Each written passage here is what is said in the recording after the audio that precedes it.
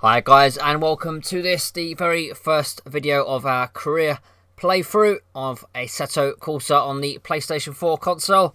So we're going to be just checking out the options, getting through these very quickly. So then on to the career tab, and let's just check out what we have on offer. So 7 main categories. Each category has a number of subcategories, and each subcategory has either a number of events or a championship.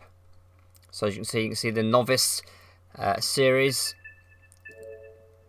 and you have the intermediate series, and as you get further in you can see the championships there, a mix between some higher powered Ferraris and some Formula cars, and again much the same, we've got some hypercars as well there, some GT1, GT2 and GT3 race cars.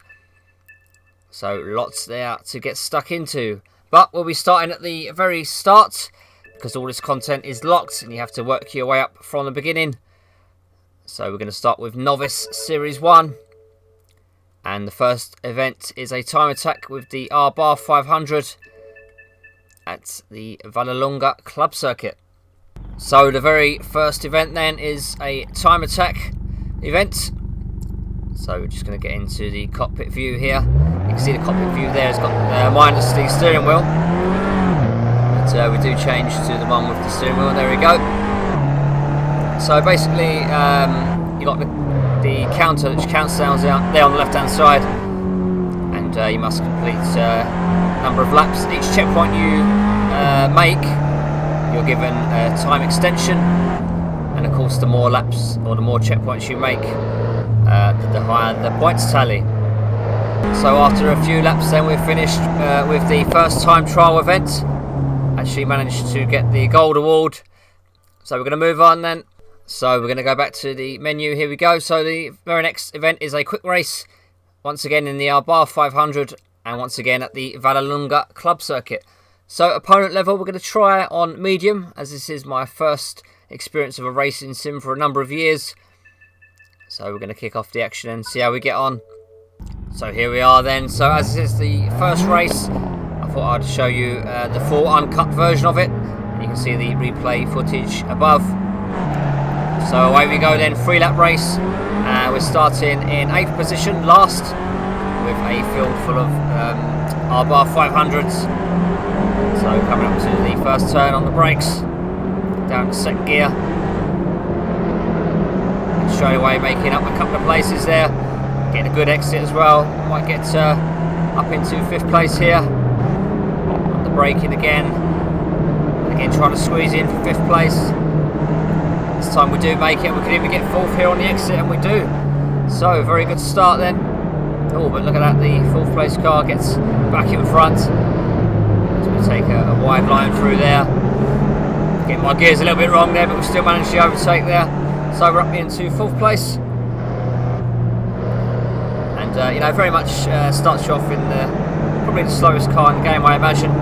So it's just Assetto Corsa just easing you in to the physics and you know, how the actual game or sim works. So the AI car running very wide there, so I'm not sure if he actually went off the track there for a moment. But we're up into 3rd place anyway, looking good. First lap is completed. So take a little look behind me there just to see where the other cars are. On the brakes, tricky turn this. It's one that tightens as you get further into the turn, and then it opens. So you know, very a pretty tough turn. I'm not sure whether to take that in 3rd or 2nd gear. But you know, very much learning the track here. Not very familiar with this track, so it's all very much a learning experience. So back onto the brakes, down to 2nd gear, very tight left-hander. Getting a reasonable exit there. So the car in front, about a 2nd in front. I'm going to try and close up the gap as best as possible. But it's only a very short sprint race, just 3 laps of course. As we come round here, break down to 3rd gear. It's a really long right-hander. And the R-Bar 500 sounds pretty decent, doesn't it? Considering it is one of the lowest powered cars in the game. As we come come across the start-finish straight once more to complete the second lap. So starting the third and final lap now on the brakes. Down to third. Do I take it in second this time? No, maintaining it in third gear. But we just can't seem to close up the gap between the car in front there. Having said that though, we're getting a little bit closer through there. So on the brakes, second gear. Through this really tight turn. A little bit wide there. Just trying different things with the cars, different levels of braking and throttle control. Just seeing what the car is capable of, what it can take, what I can actually throw at it and get away with. But Assetto Corsa certainly is a game that really promotes smooth braking, accelerating and steering inputs. That's the fastest way to get through the game. So close up a little bit here, but we're going to be on the start finish straight now. So that's it for this race. Going to take third place, so a reasonable start. So back at the career menu then, and we're going to compete now in the third event, which is a time attack event in the Alfa Romeo Giulio QV. So let's get on. So we are here at the Magione track, a track that I do not know at all, in the Alfa Romeo Giulietta QV. So this is a car that's very much in the same class as the R-Bar 500. So I imagine the performance won't differ too much. But once again, Assetto Corsa just sort of gently getting you into the sim, giving you some time attack events with the car, and then the next event is a race in the same car and track. So it gets you nicely, introduces you nicely into the action. As I completely missed that apex there. So each and every car is different. It's just a matter of getting used to it.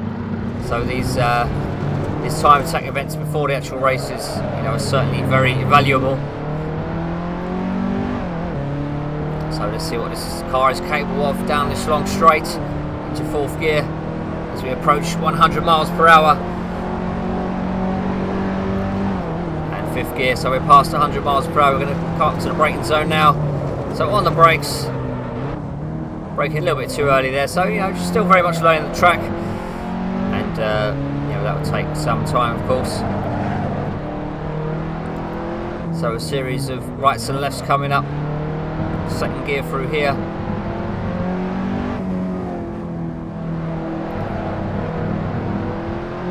So pretty tricky stuff through here. I get it all wrong there, a little bit wide. But we're okay.